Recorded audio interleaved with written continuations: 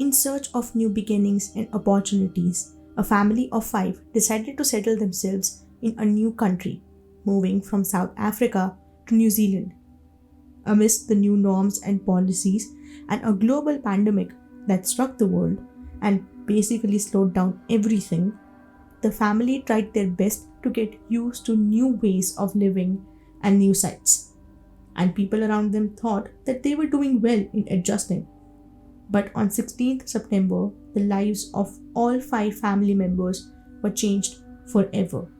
The family, consisting of a mother, father, and their 3 kids, found themselves facing a bleak future as the 3 children, Karla, Maya, and Liane, were killed in their own house one night. The mother, who was found unconscious, was receiving sympathies from everyone around her, while the father was deeply affected by the terrible event. The people who were offering their condolences to the parents were left dumbfounded when the mother was found guilty of the murder of her own children.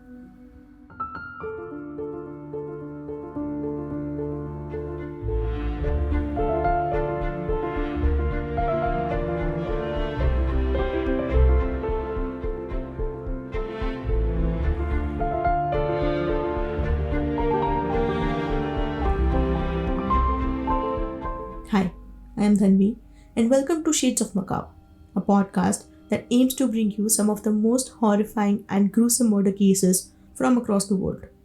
This week, we are off to the port city of Timaru in New Zealand as we try to understand the case of Lauren Dickason, the accused who is currently standing trial for the killings of her 3 daughters on a random Thursday night.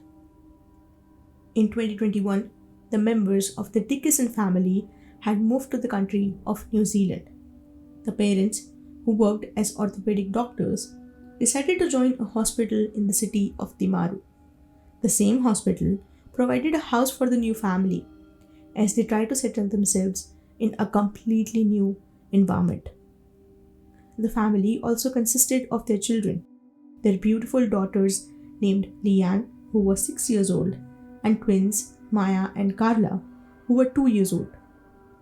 From an outsider's perspective, the parents and daughters seemed like a happy family. Lauren and Graham had celebrated their 15th anniversary recently, and Lauren even posted about the event on her Facebook, expressing gratitude for having Graham in her life. During their move to New Zealand, Lauren was active on Facebook. She often asked for advice about schools and furniture stores, looking for recommendations from her family to help her decide where to go. But things took a different turn on 16th September 2021.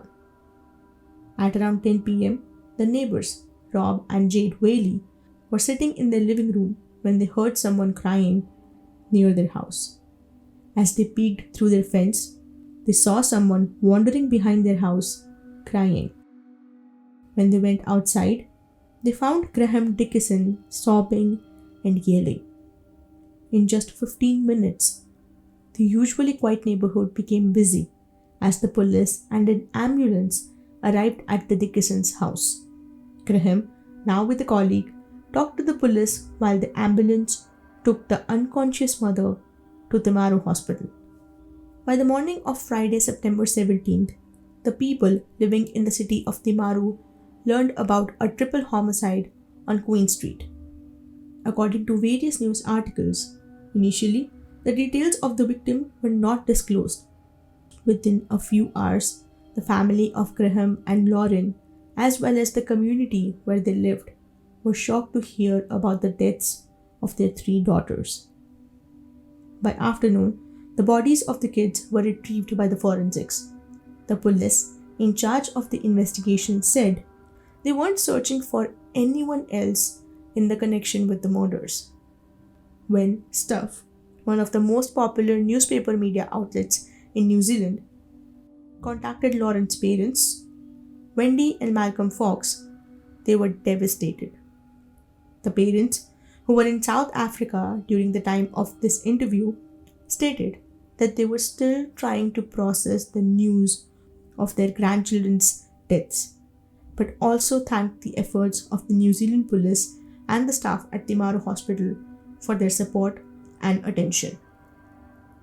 As the heartbreaking news of the death of the young girls came out, people visited their house, leaving soft toys and flowers for them. They felt sorry for the mother who lost her children and were concerned about the father, dealing with the loss and his wife being in the hospital. Everyone was curious to know what really happened that night. Why would someone rob a loving family of their happiness and engulf their lives into pain and tragedy? People wanted answers, and it wasn't long before they started getting them. Less than 2 days after the murder, on Saturday, September 18th, an article published by The Guardian reported that the mother, Lauren, had been arrested and charged with the murder of her daughters, Liane, Maya, and Karla. On the same day, she appeared in the court and was subsequently remanded to a hospital for further mental evaluation. Her relatives, the residents of Timaru, and even those from Pretoria, the city in South Africa where they had lived, were taken aback by the news. It was beyond their imagination that a mother could commit such a heinous act against her own children. Maria Mandy Sibignoni, who had served as the children's nanny while the family was in South Africa, was interviewed by staff. Maria, who worked for the family from November 2018 to May 2020, described them as a very wonderful family with delightful kids. She couldn't recall any significant issues during her time with them. She praised Graham as a caring father who enjoyed spending time with his children, while she found Lauren to be helpful by nature. Even after the family relocated to New Zealand, Maria maintained contact with Lauren. She recounted how she had asked Lauren to provide a reference for her job search, and Lauren readily complied, helping Maria secure a new job within 5 days. Following Lauren's court appearance in September, Graham had departed New Zealand and returned to his family in South Africa. The tragedy had shattered his life, and he decided not to attend the court proceedings in New Zealand. Lauren made another court appearance via video link on October 5th, 2021. Due to her physical and mental state, the court allowed this arrangement. Although she admitted to killing her daughters, she pleaded not guilty, citing insanity as the cause behind her actions. When Graham spoke to the media outlets, he expressed forgiveness towards his wife, seeing her also as a victim of this terrible tragedy. His and Lauren's lives were turned upside down when our 3 precious angels were ripped away from us. It is a loss that I will carry with me for the rest of my life." Unquote. During the subsequent hearing in December 2021, Lauren confessed that she was not in her right state of mind and was suffering through severe depression during the time of the murders. This defense would continue to be a focal point during her trial. By this point, it was widely known to the public that Lauren was responsible for the tragic killing of her children. She was being held in custody at a hospital and had maintained her innocence regarding the murder charges. Before the trial started, a significant amount of information related to the murders of the 3 girls were kept confidential.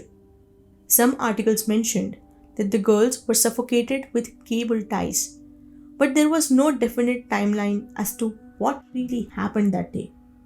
The cause of the death of the children, as well as the true state of the 2 parents, were not publicly discussed.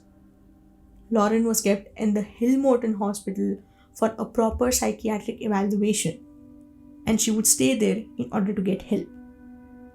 Given her history of depression, people felt sympathy for Lauren, but this didn't address the fundamental question as of why she would take lives of her own children.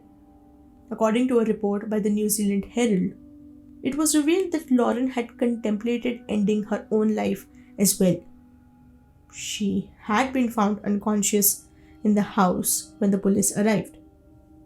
Speculation arose that her actions were driven by love. She didn't want her children to grow up without a mother and was concerned for their well-being. Graham was aware of Lauren's history with mental illness, and he tried to help her as much as he could, give her space when she needed, and helped her when she asked for it. As the trial date approached, people anticipated the details that would be discussed and were eager to learn about the arguments that would be put forth before the judge. And soon, the day of the trial was here. Since Monday, July 17, 2023, the trial of Lauren Dickason has been in the limelight.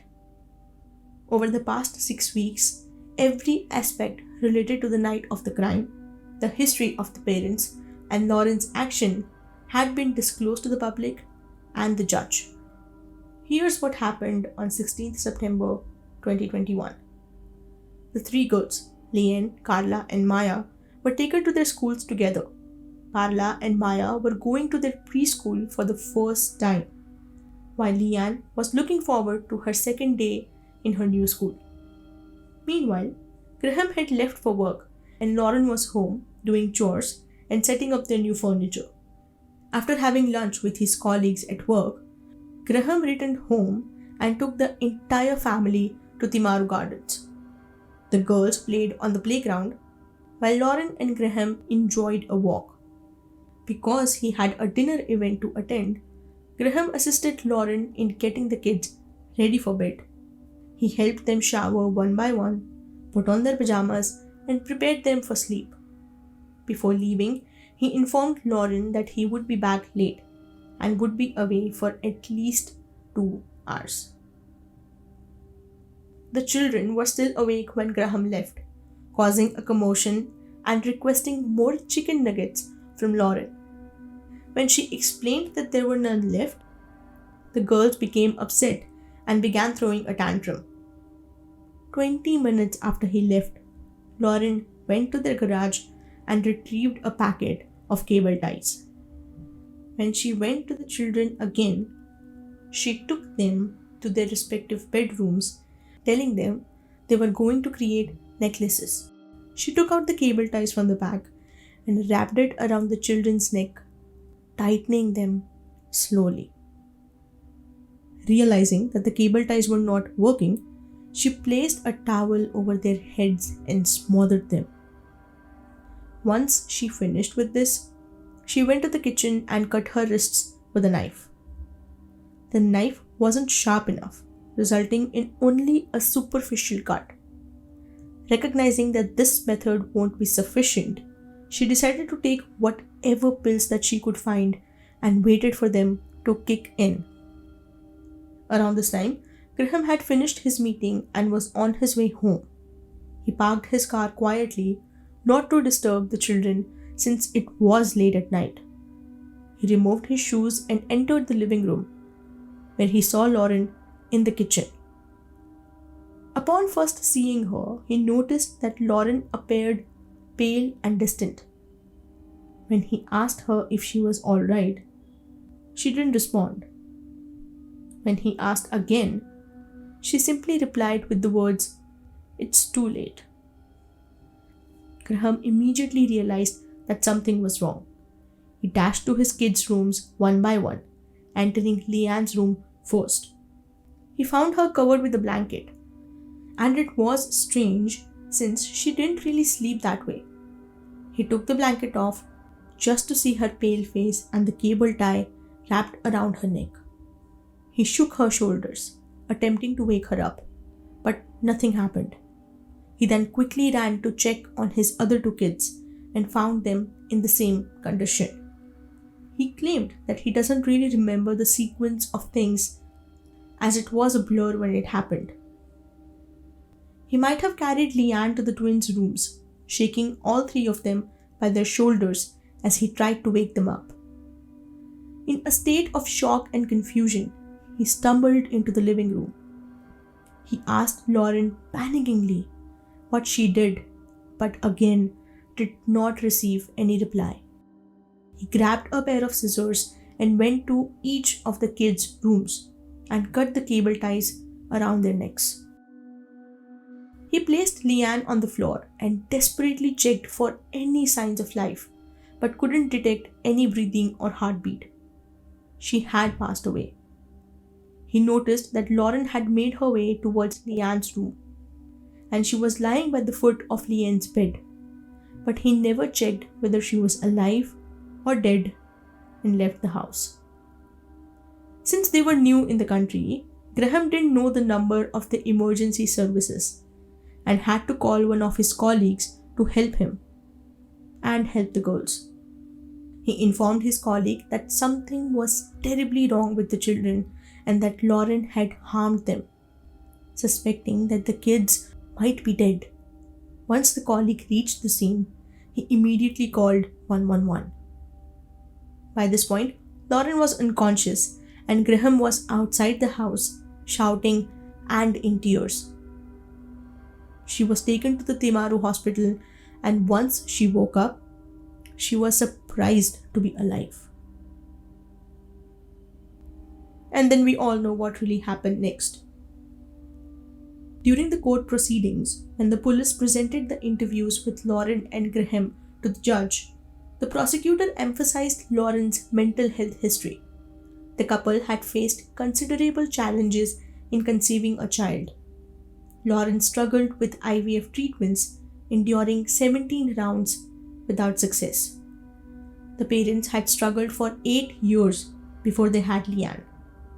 But before Liane, Lauren experienced a devastating miscarriage at 22 weeks into her pregnancy, losing a child they named Sarah. Ultimately, they turned to donor eggs, which led to the birth of Liane. Before her birth, she was struggling mentally, suffering from mild depression, which would affect her inability to perform daily tasks as well. She would express her discontent, telling Graham that she no longer felt motivated to continue living. With the support of her friends and Graham, she eventually sought help and treatment for her mental health struggles. And the transformation was evident. Lauren's mood had improved after the birth of Liane, and the couple attempted to conceive once more. However, Lauren's mental health took a downturn again as she suffered with postpartum depression. By 2020, the couple had decided to relocate to New Zealand for better opportunities for them as well as their kids.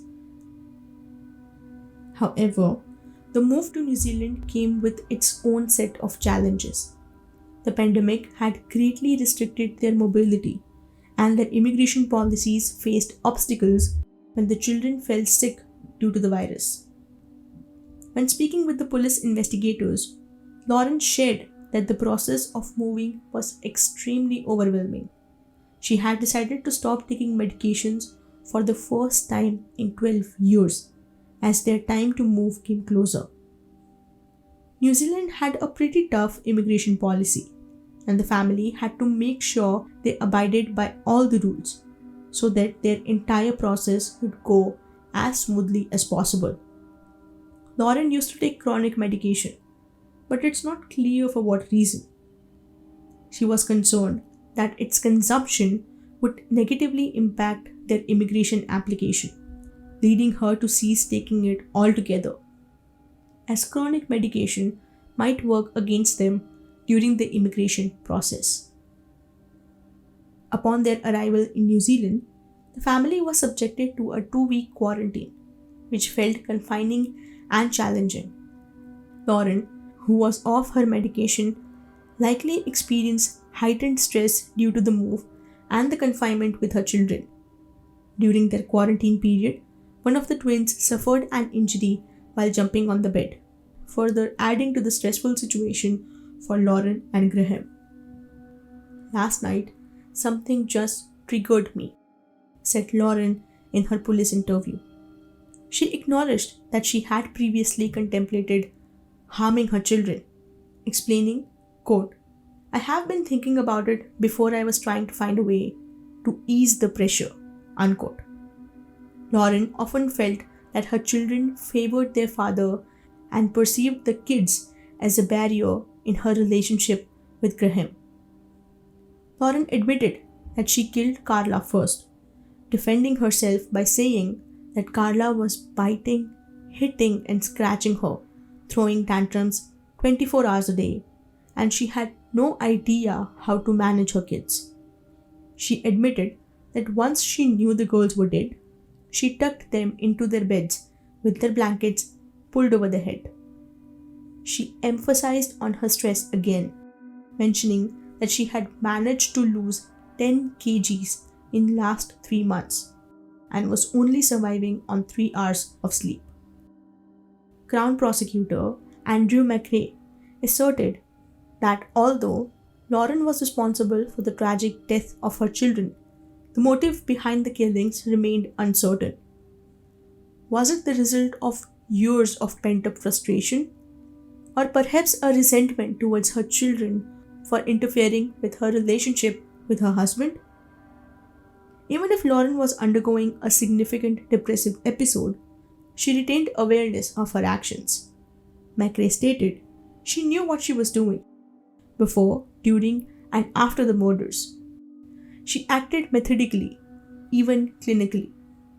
During the trial, evidence was presented to suggest that Lauren held resentment towards her children and displayed anger when they misbehaved.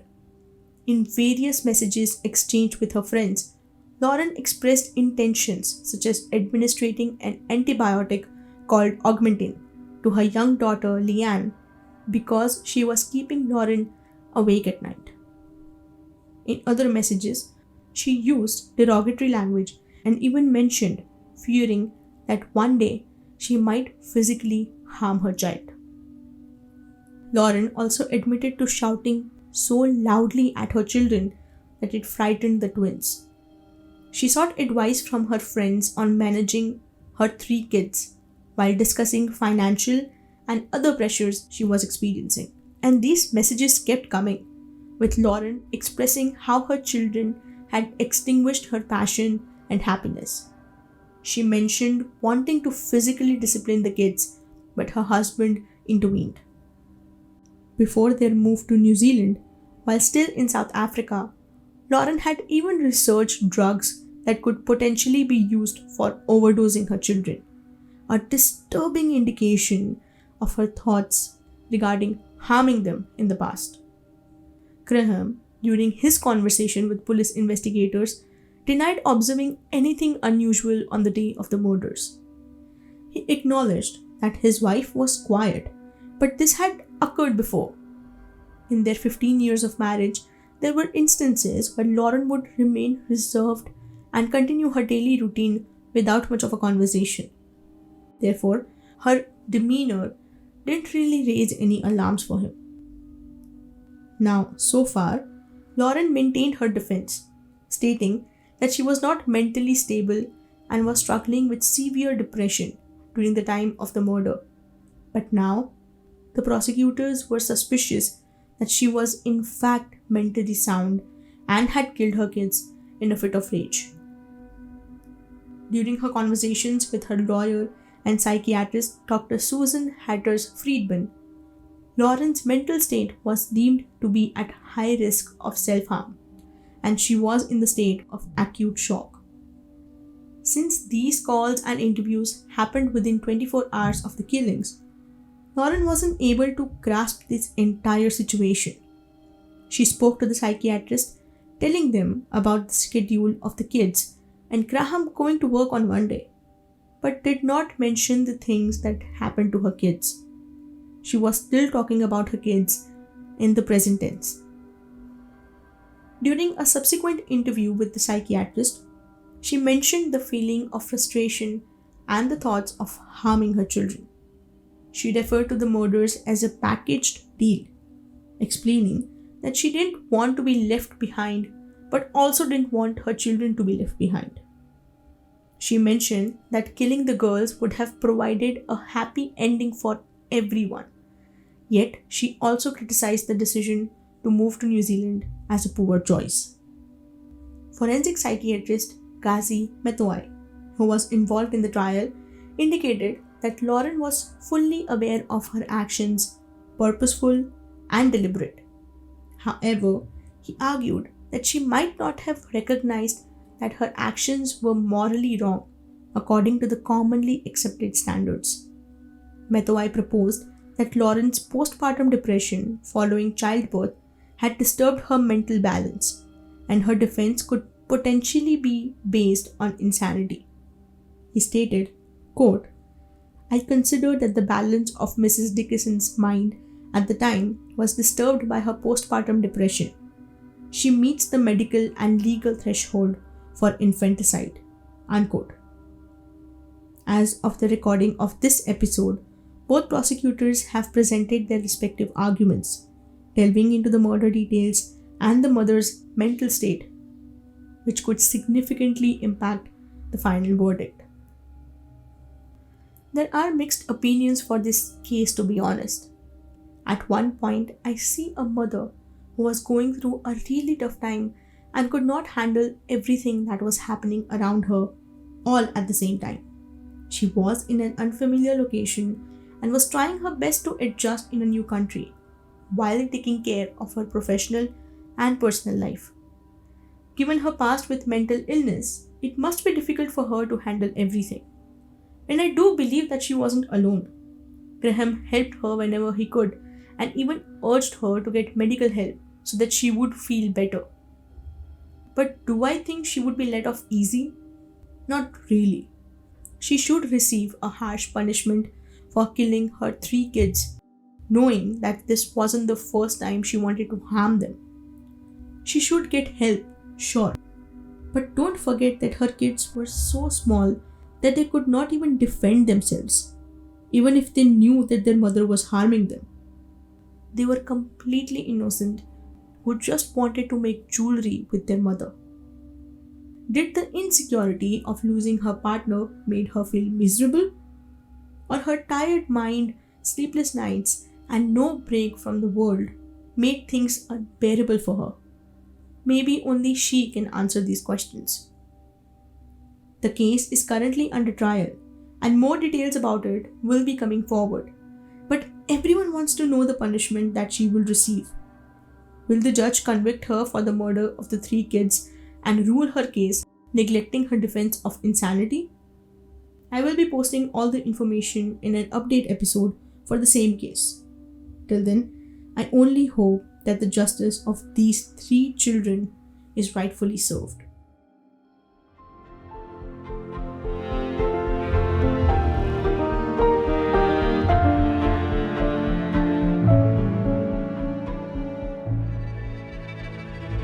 If you want to look at the images related to this case, check out our Instagram and Facebook at Shades of Macabre. You can find our social media handles in the episode description. We will be back next week with another horrifying murder case. Till then, take care and be safe.